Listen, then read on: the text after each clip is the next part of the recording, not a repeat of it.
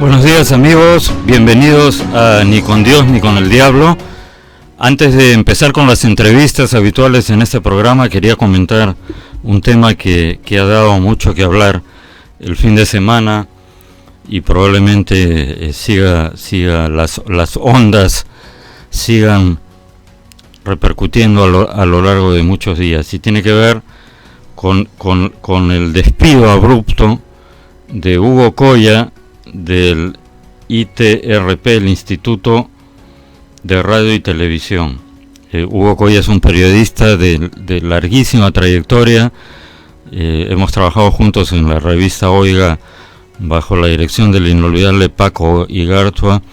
Tiene décadas en el oficio, ha escrito varios libros, es un profesional de primera, y lo sacaron abruptamente. El Diario Expreso dio la primicia el día sábado o domingo, y al día siguiente salió publicada la resolución en el Diario Oficial Peruano anunciando que había cesado. El ITRP, que es el que maneja Radio Nacional, el diario El Peruano, la agencia de noticias andina,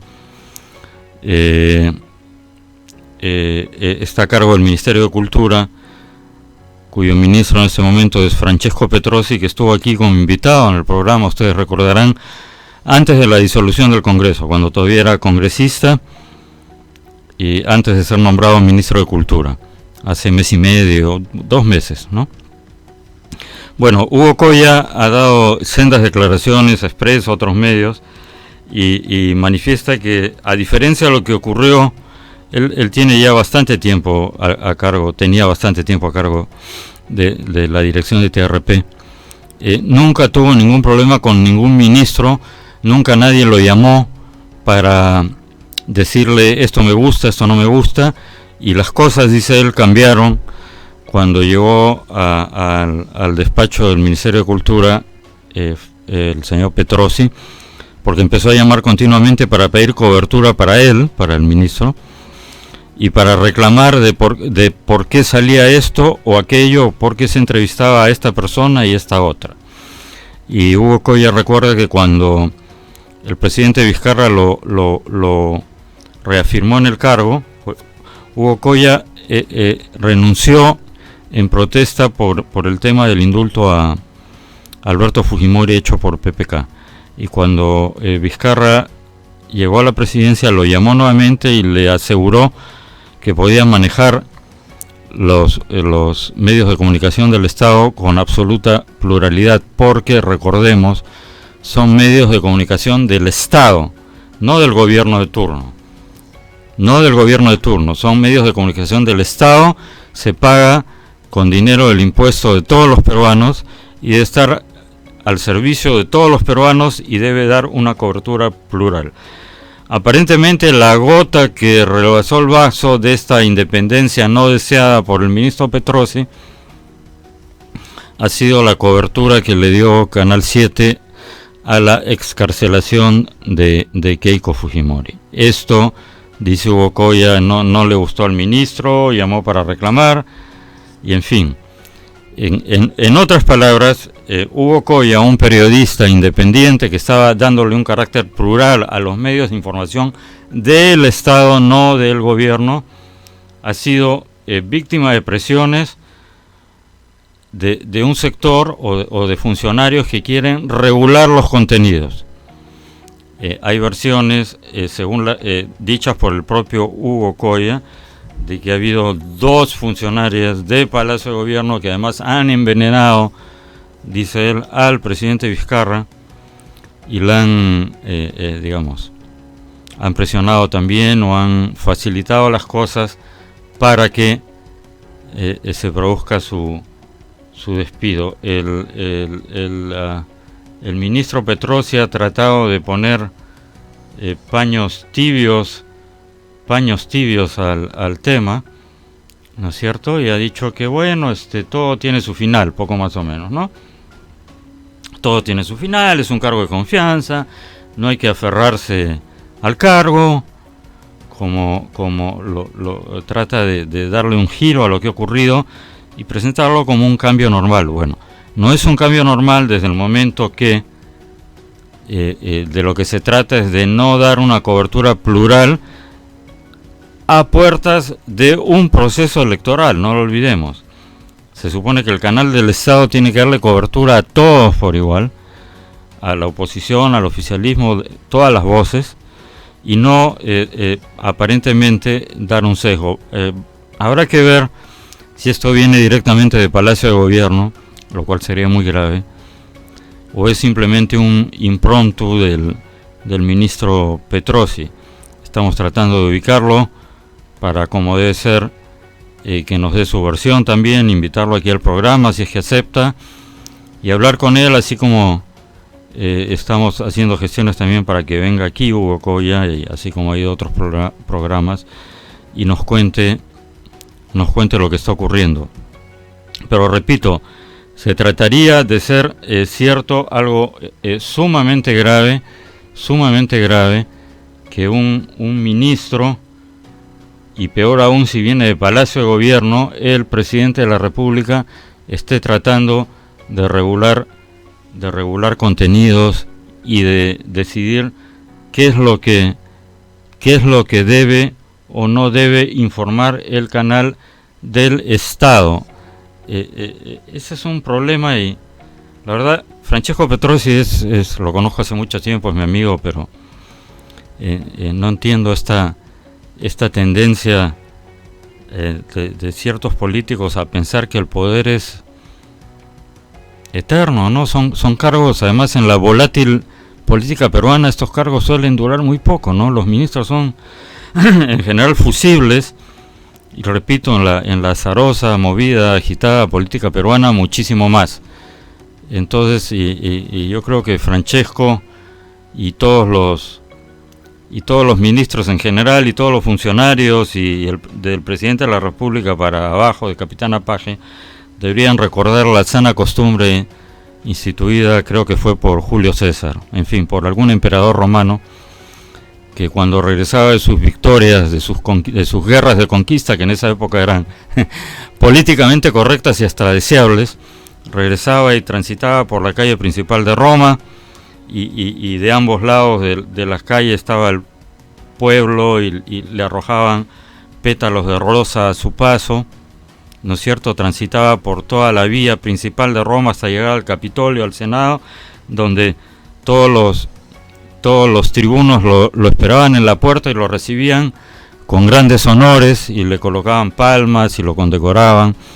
Y entonces César, este emperador, tenía la sana costumbre de tener a un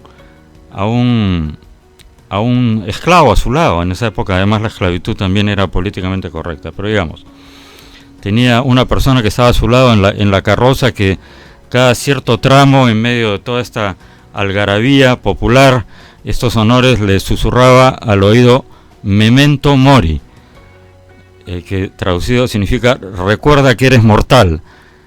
Es decir, recuerda que todo esto es efímero, recuerda que todo este brillo es pasajero, recuerda que en política la vida da muchas vueltas, y lo puede decir Alberto Fujimori, lo puede decir la ex pareja presidencial, lo puede decir el propio PPK, que a las 24 horas de haber dejado el poder ya estaba la policía metiéndose en su casa, y en fin. Es decir, el poder es efímero, y en el Perú muchísimo más. Entonces, claro que esta es una costumbre que viene desde la época de la República, del virreinato, ¿no? Cuando llegó el nuevo virrey, es decir, en esa época no había las facilidades de transporte que había ahora, ¿no? Entonces, en el mismo barco que llegaba el nuevo virrey a Lima, se embarcaba el virrey ya cesado rumbo a España para regresar, ¿no? Entonces, cuentan las crónicas y las tradiciones que estaban todos los notables de Lima recibiendo al nuevo virrey, ¿no es cierto? Lo rodeaban, y el virrey anterior se embarcaba sin pena ni gloria, y eso se repetía una y otra vez. En épocas recientes hemos visto como, por ejemplo, cuando el besamanos a Alejandro Toledo, cuando Alejandro Toledo subió a la presidencia, el besamanos, que es en realidad el saludo, en una época era literalmente besar la mano, ¿no? pero luego se convirtió en un saludo protocolar, desfilan amigos, funcionarios, saludan al presidente electo. Bueno, en esta época moderna, no estamos hablando del virreinato, no recuerdo exactamente quién, pero se acercó al entonces recién asumido presidente Toledo y le besó la mano, ¿no? Bueno, son cosas que pasan. Recuerdo haber visto un vicepresidente de la República, no voy a decir su nombre, en la cúspide de su poder, en una recepción diplomática, rodeado de hasta 3 o 4 círculos de gente ansiosa por darle la mano, por dejarle su tarjeta, por pedirle un favor. Un año después dejó de ser vicepresidente y en la misma recepción diplomática lo vi apoyado contra un árbol, absolutamente solo, como se dice en criollo, sin perro que le ladre, ¿no es cierto? O sea, nadie se acercaba, absolutamente nadie, a darle la mano. Y este ciclo se repite. Entonces me extraña la conducta de mi amigo Francesco Petrosi. La verdad la considero lamentable. Espero que reflexione, aunque ya salió la resolución y todo, y que no defienda lo indefendible, ¿no? Es decir, esto no es un cambio rutinario de un funcionario de confianza. Se trata de algo que puede tener repercusiones en las próximas elecciones, en la cobertura que se dé al próximo proceso electoral, y es algo muy lamentable. El otro tema, vamos a ver qué pasa hoy. Hoy se elige al nuevo presidente y al nuevo vicepresidente del Tribunal Constitucional. El reglamento, la ley del Tribunal Constitucional estipula que el primer lunes hábil de diciembre se hace la elección, y el nuevo presidente del TC, del Tribunal Constitucional, asume el primer lunes hábil de enero del siguiente año. Este diciembre es hoy, lunes 2 de diciembre. Tiene que producirse la elección en un escenario complicado, inusual, porque 6 de los 7 miembros del Tribunal Constitucional tienen mandato vencido. Ese mandato, que iba a ser este proceso de renovación, que en su momento lo solicitó el propio presidente del Tribunal Constitucional, el doctor Blume, al entonces presidente del Congreso, Daniel Salaverry, que ya estaban vencidos los mandatos, que el Congreso debía hacer la renovación. El señor Salaverry, dicen que jugando en pared con el gobierno, simplemente el pedido del oficio del doctor Blume lo metió en una carpeta y se olvidó del tema. Cuando perdió la reelección el doctor Salaverry, y asumió la presidencia del Congreso Pedro Laechea, una de las primeras cosas que hizo fue poner en agenda la elección de los nuevos miembros del Tribunal Constitucional. Llegaron a elegir a uno en medio de un problema terrible político. Ese día se produjo la disolución fáctica del Congreso. Este miembro elegido hasta ahora toca la puerta para, digamos, hay un formalismo, dicen que no se completó el trámite, en fin. El tema es que hoy se elige presidente del Tribunal Constitucional con 6 de los 7 miembros con mandato vencido. Es una situación inusual. El único que no tiene mandato vencido es el doctor Ferrero. Si lo eligieran a él no habría problema, pero podría darse el escenario inusual de que elijan como presidente del Tribunal Constitucional y como vicepresidente a personas que tienen mandato vencido, y apenas asuma el nuevo Congreso, dentro de un par de meses, a fines de enero, comienzos de febrero del próximo año, tendrían que hacer elecciones, y este presidente duraría 2 o 3 meses. Es una situación inusual. En fin, nos vamos a un breve corte, amigos, y regresamos en Ni con Dios ni con el Diablo. Gracias. Amigos, estamos de vuelta en el segundo bloque de Ni con Dios ni con el Diablo. Nos acompaña el doctor Carlos Rivas Dávila, que es candidato al Congreso por el Partido Aprista Peruano con el número 21. ¿Puede mostrarlo, doctor, ahí a esa cámara? Número 21. El doctor Rivas Dávila ha sido ministro de Economía en el primer gobierno de Alan García, 2 veces congresista. Sí. 2 veces congresista en el primer gobierno o en el segundo. También, primero, 85-90, 90-92. Correcto, hasta la disolución entonces. Hasta el disolver. Hasta el famoso disolver que pensó, bienvenido antes que nada, pensó que iba a escuchar otros disolver después, no. Como hubo en con el presidente Vizcarra.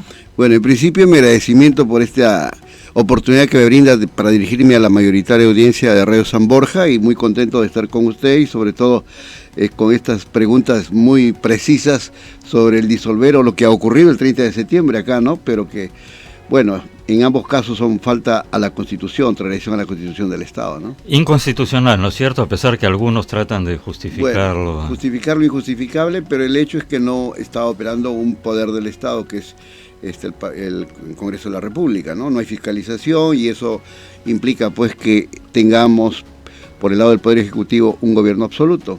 Maneja los recursos, nadie controla y bueno, esperemos que con el nuevo Congreso ya esta situación empiece a revisarse y a fiscalizarse. ¿Y qué lo motivó a postular en esta elección? Le pregunto hay quienes consideran que esta es la elección de fondo, que el destino del país se va a jugar en estos comicios y no los del 2021. No sé si eso fue lo que lo decidió, porque digamos el partido aprista como que está un poco golpeado por sucesos que han ocurrido últimamente, como que no tiene muy buena imagen en este momento, y usted sabe perfectamente como político de larga trayectoria. Claro que esto es cíclico, ¿no? Justamente antes de que usted llegue mencionaba las subidas y bajadas del poder, memento mori, recuerda que eres mortal, cosa que la mayoría de los políticos tiende a olvidar. El partido aprista del 85 al 90, digamos, en el tema económico, ciertas cosas que realmente dejaron una marca muy criticable, ¿no es cierto? Los 2 millones% de hiperinflación, en fin, una serie de temas. Y nadie diría, pero luego regresó Alan García a la presidencia por segunda vez, digamos, y de alguna manera con la fe del converso, ¿no es cierto? Hizo un gobierno que a todas luces, desde el punto de vista del manejo económico, es considerado por mucha gente pasó a formar parte de la clase media, una reducción considerable de la pobreza, pero y lamentablemente no es, y esto hasta daría para una discusión o reflexión filosófica. Un hombre es el último de sus actos, un hombre es la suma de sus actos, ¿no es cierto? Pero bueno, el tema es que en este momento el partido aprista está golpeado en las redes, donde se mezcla mucho, ¿no? Se mezcla un poco el troll con los que opinan. Pero en fin, hay mucha agresividad hacia el APRA, hay que reconocerlo. Entonces, ¿cómo así en medio de este calor político se anima usted a lanzarse a la arena? Bueno, en principio comparto con usted la apreciación de un sector importante de la población de que hay un deterioro bastante enfático sobre el partido aprista, pero en realidad no se puede generalizar las conductas de malos compañeros que hicieron mal uso de la función pública y que trajeron la ley y que deben pagar sus culpas, pero no todo el APRA es así. Acaban de detener a un general, está en la cárcel y no por eso vamos a decir que el glorioso ejército peruano todos son así. Pero evidentemente es una situación que es observable por la ciudadanía. En segundo lugar, en realidad nosotros tuvimos en una etapa muy difícil el manejo de la economía nacional y enfrentamos al terrorismo, no solamente el tema de las políticas estatistas de aquella época que primaban en el mundo y que después cayeron, bueno, con el ingreso al liberalismo, sino que lo que más podemos nosotros destacar frente a justamente a esas críticas de la corrupción en la que se ve envuelto el partido aprista por malos elementos, es el hecho de que al haber manejado la economía del país, lo hicimos en forma honrada y transparente, porque porque nosotros por convicción lo hacemos. Yo he sido discípulo de Latorre y por lo tanto su ejemplo de honestidad y honradez me guió siempre, no solamente en esa función pública, sino en todos los actos de mi vida, y es demostrable, antes de ser ministro, siendo ministro y posterior, pueden revisar a mi familia, las cuentas bancarias y todo, y realmente demostrarán esa situación. Entonces, frente a la situación de corrupción permanente que la vemos a diario en todos los sectores políticos y del empresariado nacional, que pocas excepciones también hay que señalar, sin embargo creemos que con nuestra experiencia, yo presidí la Comisión de Canal de Presupuesto del Congreso con personalidades como Manuel Ulloa, Sandro Mariate, Carlos Malpica, Gastón Acurio, gente que tenía mucha experiencia y sobre todo solvencia moral, Luis Alberto Sánchez, en fin. Entonces, he sido decano del Colegio de Economistas de Lima, he manejado muchos aspectos como asesoría en gobiernos regionales, participación en eventos internacionales, en el Fondo Monetario Internacional, en el Banco Mundial, en fin, consultor de AID, y creo que mi modesta experiencia puede servir no solamente en lo que pueda ser la dación de leyes, la discusión y los debates, sino sobre todo demostrar que no todos los que llegan al Congreso son gente corrupta o gente que tenga mancha que presentar. Correcto. Ahora vamos a hablar un poco en detalle de las propuestas de su agenda legislativa, pero quería hacerle algunas preguntas como marco referencial. Primero, una muy puntual. Ha habido un problema con algunos de los candidatos de la lista prista. ¿Eso se ha llegado a solucionar? ¿Ya es insubsanable? ¿Usted tiene idea de cómo ha quedado eso? Bueno, el día de mañana el Jurado Nacional de Elecciones estará resolviendo la apelación que ha formulado el personero del partido para 9 precandidatos o candidatos que estábamos en la lista, y se sabrá definitivamente si es procedente o improcedente la observación que había hecho el Jurado Electoral de Lima Este. ¿Ahora eso invalida toda la lista o solo no? Solo a las personas puntualmente señaladas. En el señaladas. caso de que el Jurado Nacional de Elecciones ratificara esa improcedencia, quedan libres, quedan vacíos 9 casilleros de los votos que no corre, no invalida la lista, pero por supuesto no tendríamos los 36 candidatos. Claro, correrían en desventaja, pero bueno, digamos, los otros quedarían para postular. Así es. Sobre una curiosidad respecto a su punto de vista antes de hablar de la de la agenda legislativa puntual. Ha mencionado usted el tema del estatismo. Efectivamente, digamos, la corriente predominante en la época en que usted fue ministro de Economía y en el primer gobierno priista, todavía la ola, a pesar de que había, digamos, personas, Manuel Ulloa, por ejemplo, Manuel Ulloa desde siempre hablaba de la economía de mercado y la gente lo miraba y parecía que estuviera hablando chino, porque realmente no se entendía aquí, no era aquí en América Latina predominaban esas corrientes que le daban un papel muy pesado al Estado. La CEPAL misma, ¿no es cierto? La corriente cepaliana y todo lo demás, el desarrollo de la industria, en fin. Eso primaba en el mundo.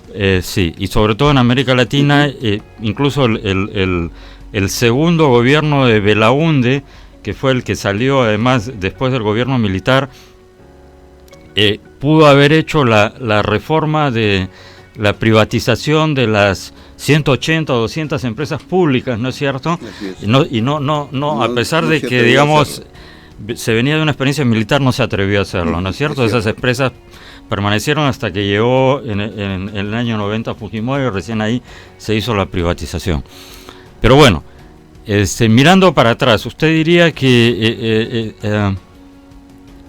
efectivamente toda esta concepción tiene un error de raíz, que el Estado es un mal empresario, o usted cree todavía que el Estado debería meter mano en la economía? En principio yo creo que la corriente liberal, donde no haya una participación simplemente del Estado como regulador, no como controlador, y propietario como era antes. Y además eran las dos corrientes que primaban en el mundo, con Rusia, la Unión Soviética y Estados Unidos, ¿no? La corriente estatista y el libre mercado, ¿no? Entonces, frente a esta situación, yo creo que realmente compartimos la posición que es la economía social de mercado, no la economía pura de mercado, donde simplemente se privilegia a quienes puedan tener mayor cantidad de recursos económicos, y es el que impone las condiciones, y ahí surgen los monopolios, oligopolios, etcétera.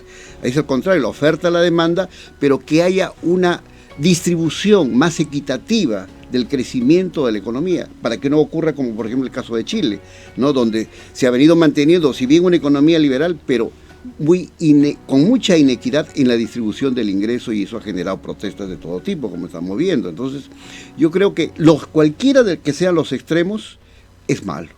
Y en eso sí fue un acierto el hecho de haber pasado de una economía de Estado, de control total y absoluto de las empresas públicas, que se vendieron después, claro que se remataron, en fin, pero dieron paso a un nuevo orden económico y de reinserción en la economía internacional. Eso es importante, porque también, si bien no se hizo, como usted bien señala, en la época de Belaúnde y después en el primer gobierno de García, era el tema del terrorismo que destruía todo, no solamente vidas humanas, costos materiales. Claro, 25.000 millones de dólares en pérdidas ocasionadas por el terrorismo. Así es. Bueno, son realidades que no las podemos olvidar, y son antecedentes importantes para proyectarnos en el futuro del país, porque lamentablemente el gobierno actual, como los últimos gobiernos, el de Ollanta, etcétera, solamente gobiernan el día a día, en el corto plazo, para los 5 años. No hay una visión de estadista de qué va a ser el Perú de aquí a los próximos 50, 80 años, como lo tienen los países más desarrollados. La China sabe a dónde va a llegar.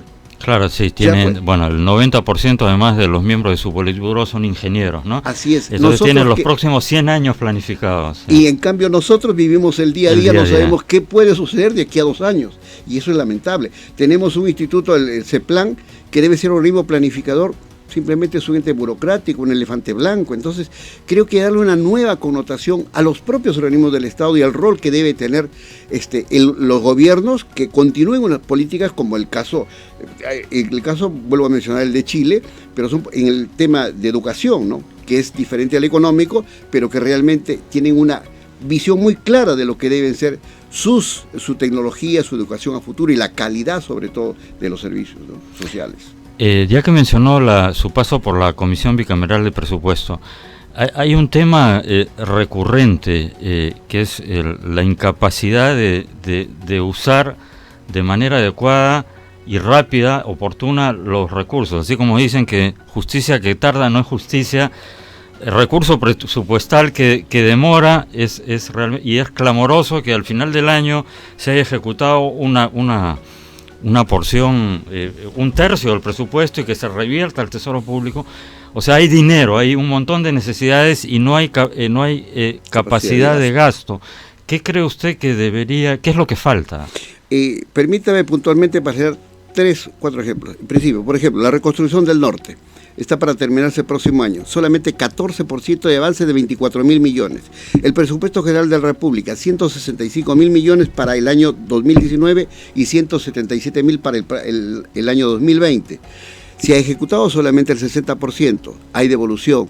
Tenemos una ineficiencia, ha aumentado la desocupación, la inversión ha disminuido. ¿Cómo vamos a generar empleo si no hay fuentes de trabajo generadores? Entonces, ¿por qué? Porque si bien el enfoque está en la lucha contra la corrupción, muy importante, porque en realidad es la madre de muchos vicios y problemas, pero tampoco podemos descuidar la obra pública, la gestión en beneficio de tantas poblaciones necesitadas, hospitales, que totalmente desabastecido de medicinas, de equipos que puedan permitir ver las enfermedades, descentralizar incluso la propia salud y mejorar la educación. Todas esas cosas, ¿por qué? Porque no se gasta, no hay capacidad de gasto. Pero usted me estaba diciendo, ¿a qué se debe? Hay muchos factores. En principio, quienes asumen la responsabilidad de conducir gobierno nacional, gobiernos regionales y gobiernos locales, no siempre están más preparados para manejar la economía del país. En segundo lugar, el tema de las licitaciones, donde hay mucha corrupción, donde los propios expedientes técnicos carecen de mucha deficiencia, y justamente lo hemos visto en los últimos grandes proyectos, las famosas adendas. Se presupuesta un proyecto en 20 millones y aparece pues en 80, en 100, en 500 crece millones. Crece exponencialmente. Así es. ¿Por qué? Porque ya se negocia por lo bajo. Ya no hay la preocupación por servir al Estado, sino servirse del Estado. Y se da cuenta, entonces este daño es lesivo para toda la población. Y esas cosas, justamente con un Congreso fiscalizador, con técnicos, con especialistas, con gente que tenga manejo y conocimiento de la realidad, creo que sería mucho más positivo de lo que hemos tenido pues en los últimos 4 años. Y repotenciar el CEPLAN, como usted menciona, ¿no? Que es un poco el sustituto de lo que era el Instituto Nacional de Planificación, ¿no es cierto? Claro, los puristas dicen, pero escuchan planificaciones como mostrarle ajo a un vampiro, los talibanes, pero haría falta una escuela de estudios para funcionarios, así como tiene Francia, y una planificación para asignar, por último, mira, expertos que vayan a cada región y hagan un mapeo de qué es lo que necesita cada región, ¿no? Y sugerir a los gobiernos regionales que apliquen eso y no que haya dinero y terminen construyendo pues no hay agua y desagüe, no hay una escuela digna de tal nombre, no hay una posta, un centro médico y hacen un edificio de vidrio de 6 pisos, o hacen una plaza de toros o un estadio para 10.000 personas y hay 1.000 habitantes es una cosa de loco, ¿no es cierto? Pero no solamente lo que usted está señalando, ¿no? La eficiencia y la capacidad de gestión, sino también favorecer, por ejemplo, los sectores microempresarios y medianos empresarios, con facilitarles proyectos de inversión. Porque muchas veces, por ejemplo, se señala, el Perú es pobre. Yo digo lo contrario, nosotros tenemos un mapa de riquezas, hay que explotar esas riquezas y mejor distribuirlas.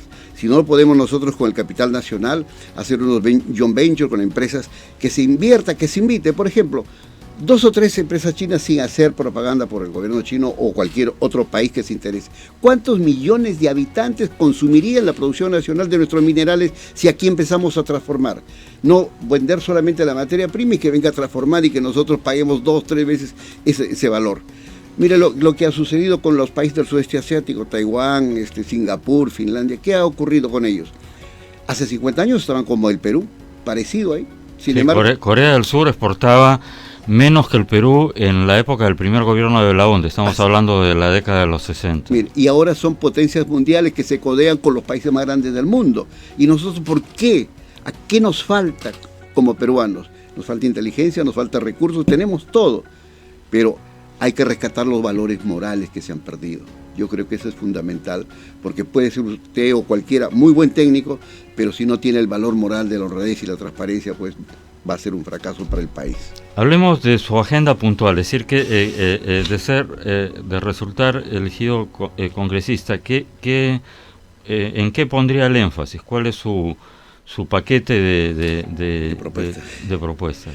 Bueno, yo soy economista de profesión, justamente pondría énfasis en la eficiencia del gasto público y en una proyección planificada a futuro, para que no solamente seamos el gobierno de tránsito del periodo de 5 años, sino los que vengan, señalar las líneas maestras de lo que debe ser el desarrollo del país por cada uno de los sectores, en la agricultura, en la minería, en la pesca, en el turismo, es decir, un desarrollo más integral. Evitar los desequilibrios que se presentan, por ejemplo, con el canon. Hay zonas muy ricas por sus extracción de minerales que se ven favorecidos con asignaciones mayores, que ni siquiera prestan a los que son más pobres y que podrían devolverles. Hay mucho egoísmo de esa parte. ¿Por qué no se hace una mejor distribución? Nadie quiere tocar ese tema, porque es como el que acumula riqueza y acumula, pero no la sabe invertir, no la sabe desarrollar. Tenemos que ver las posibilidades que tiene sobre todo los micro y los empresarios y apoyar a la juventud. Esta juventud que necesita, por ejemplo, tener fuentes de trabajo. Tenemos el Senati. Nadie discute la importancia y la calidad de quienes estudian. Pero sale el joven, ¿y a dónde va? Si el Estado no se preocupa, si por ejemplo a las empresas mineras, a las empresas, a los bancos se les dice, usted una cuota, a los 10 mejores alumnos de Lima o de provincias, denles una beca para estudiar en el Perú o en el extranjero. Recuperar también cuántos peruanos que están afuera, aportando a otros países y repatriarlos, volver a su casa, generar una política realmente de identidad nacional. Y eso va del lado del aspecto económico y de lo que nosotros queremos hacer por el país. Inversión en capital humano, ¿no es cierto? Eso es muy importante, creo. Quedó en el tintero, en realidad fue una pregunta que tenía muchas subpreguntas, pero la retomo.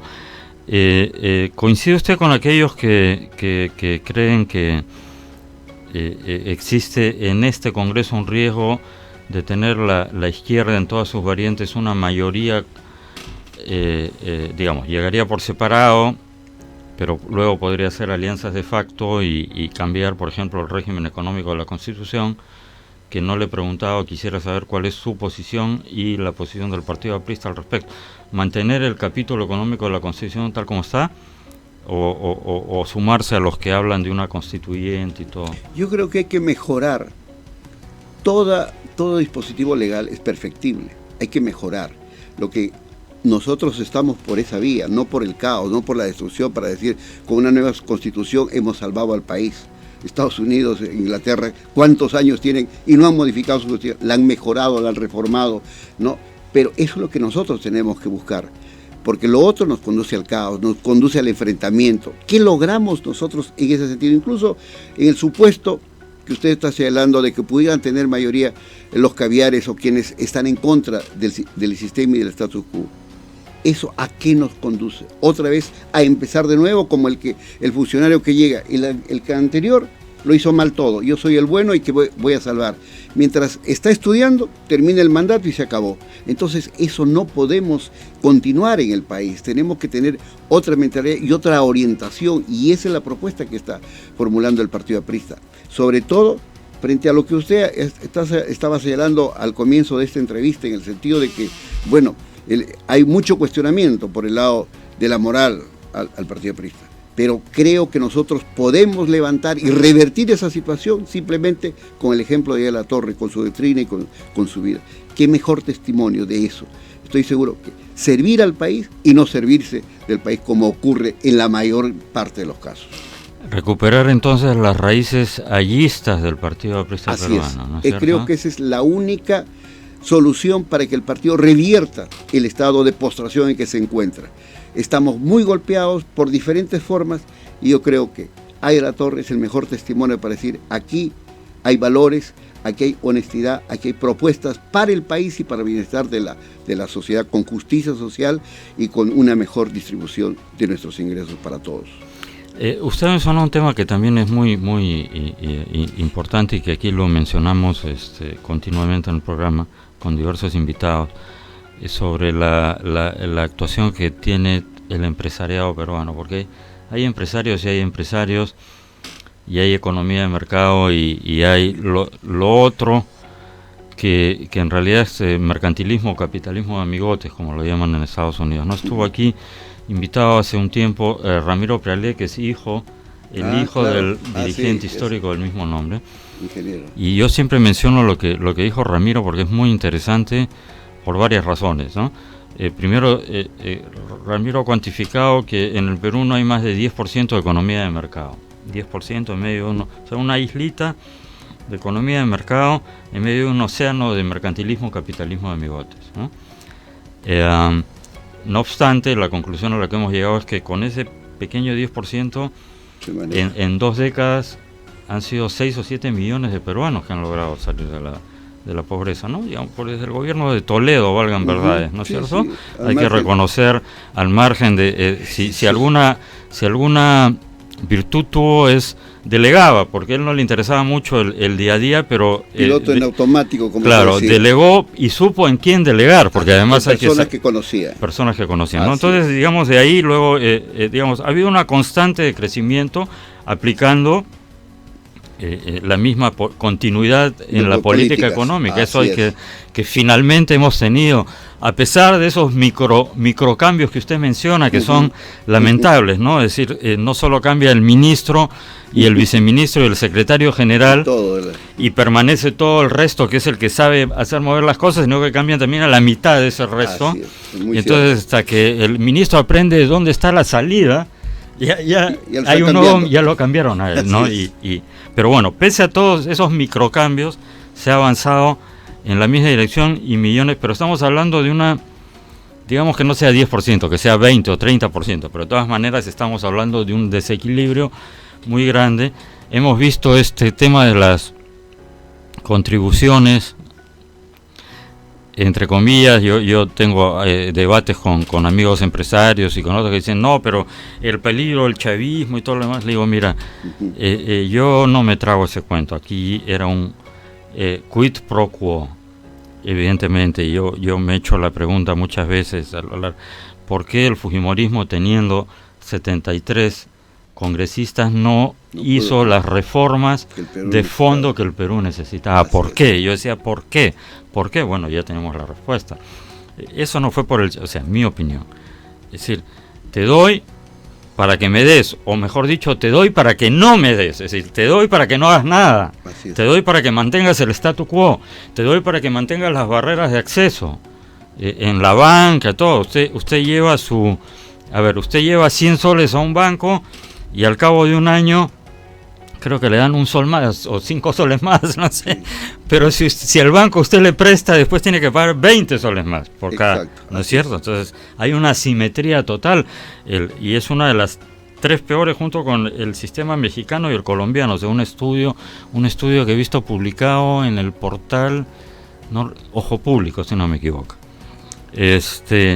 Entonces, todas esas barreras de acceso en el tema de los laboratorios, los medicamentos, hemos visto como ahora trompicones, ya los 30 medicamentos genéricos que deben tener todas las farmacias, barreras de acceso. Eso no es economía de mercado. Le da además un pésimo nombre a la economía de mercado, porque la gente cree que eso es la economía de mercado, y al final del día esos malos políticos y esos malos empresarios terminan jalando, llevando agua al molino de los de la prédica izquierdista que dicen hay que cambiar todos los elementos, justamente. ¿No es cierto? Así es. ¿Usted comparte más o menos ese diagnóstico? Pero por supuesto, realmente ese es el gran problema, ¿no? De quienes distorsionan la verdadera economía social de mercado, orientándolo al fortalecimiento de monopolio, de grupo de poder, de consorcios de empresas que fijan precios, etcétera, y entonces distorsionan totalmente todo y generan justamente el problema que estamos mencionando, ¿no? De esta inequidad social que se presenta en el país y que es rechazada, por supuesto, ¿no? Porque cada vez se ve más lejana la posibilidad de mejorar, por lo menos en su atención básica, salud, educación. No se está pidiendo que todos puedan llegar a tener los millones de algunos grupos económicos importantes que han hecho a través de su historia, de su trabajo, etcétera, pero por lo menos lograr el bienestar social en las condiciones mínimas indispensables que no las tenemos actualmente, porque por ejemplo 524 millones se destinan para pagar a una empresa corrupta como Odebrecht. Sin embargo, es el único país que no ha multado a esta empresa frente a 12 países que sí le han puesto fuertes multas justamente por la corrupción. Y nosotros, con ese dinero, ¿cuántas cosas podrían hacerse? Así es el tema de Chagres, sí, eso es clamoroso. De la hidroeléctrica de Huánuco. Entonces, se da cuenta ese tipo de cosas. Incluso, usted recordará, tratando este último gobierno, cuando gana Kuczynski, todos reconocían, pues, un empresario exitoso, etcétera, un hombre de negocios, decía, el gabinete de lujo. Se quedó en el enfrentamiento frente al Parlamento Nacional, quién tenía la razón o no, quién era corrupto o no era corrupto. Terminó al año él renunciando. Llega el presidente Vizcarra otra vez con el mismo mensaje, el mismo lenguaje. La economía, sin que nadie la toque, sin que marche por inercia. Ese tipo de cosas no pueden esperarse en un gobierno, en una proyección que quisiéramos para el bienestar de todos los peruanos. Justamente esa irresponsabilidad es la que nos obliga y nos pone para poder entrar a estos debates y participar en el Congreso y demostrar que no todo está perdido, que no todos son corruptos y que hay muchas posibilidades para desarrollar nuestro país, pero con gente honesta, con gente de buena voluntad, que se ponga al margen de lo que está ocurriendo actualmente en el manejo económico y político del país. Para ir cerrando la entrevista, uno de los temas que justamente mencionaba antes de que usted llegara en el primer bloque tiene que ver con la abrupta destitución del presidente de los medios de comunicación del Estado, Hugo Coya, que es yo decía, gran periodista, tiene una trayectoria profesional impecable. Yo trabajaba hace décadas con él en la revista Oiga del difunto Paco Egartua, sí. Trabajamos ahí, en fin, y ha escrito libros, es un profesional de primera. y él ha estado declarando a algunos medios, ¿no?, de que ha habido constantes presiones del ministro de Cultura para que la línea informativa vaya en este sentido, en el otro sentido. Luego parecería que hubo presiones incluso de Palacio, lo cual sería más grave, porque si fuera digamos, que un ministro llame a presionar ya de suyo es grave, pero digamos estaría ahí encapsulado, pero si ya viene de Palacio de Gobierno es muchísimo más grave. Entonces yo quisiera engarzar esto con el tema de esta campaña que va a ser cortísima, además. Es corto, sí. ¿Usted cree que, digamos, dado el escenario en el cual nos estamos desenvolviendo, bueno, ya ocurrió la disolución fáctica, ya eso es llorar sobre la leche derramada, pero digamos, en este escenario, ¿usted confía de todas maneras en que el proceso electoral sea justo, limpio, transparente, que las reglas del juego, que el árbitro... Vemos que no están siendo así, incluso la denuncia de Jurado Nacional de Elecciones contra la ministra de la Mujer y del ministro del Interior, justamente por emitir opiniones tendenciosas que orientan lo que debe hacer el ciudadano cuando eso no es su deber y su responsabilidad, ¿se da cuenta? Entonces lo estamos viendo, y ahora en esta destitución muy injusta que estamos viendo de un periodista destacado, reconocido por todos los medios, ¿por qué?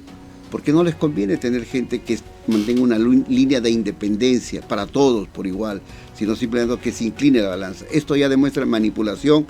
Estamos viendo también en las listas, vamos a ver cómo se resuelve el caso del Partido Aprista el día de mañana con los 9 que están observados, que quieren sacarlo de carrera, pero estamos seguros que ojalá la ley y la justicia se imponga.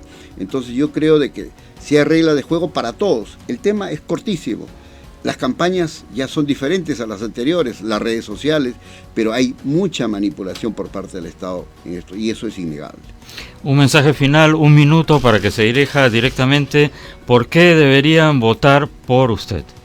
Yo le agradezco la oportunidad y en principio, teniendo en cuenta que el tiempo es muy corto en medios de comunicación, decirle, votar por Carlos Rivas es votar por la honestidad, pero más que por la persona, es por la estrella de Aida de la Torre y por el ejemplo de ese maestro que inculcó justicia social y honestidad.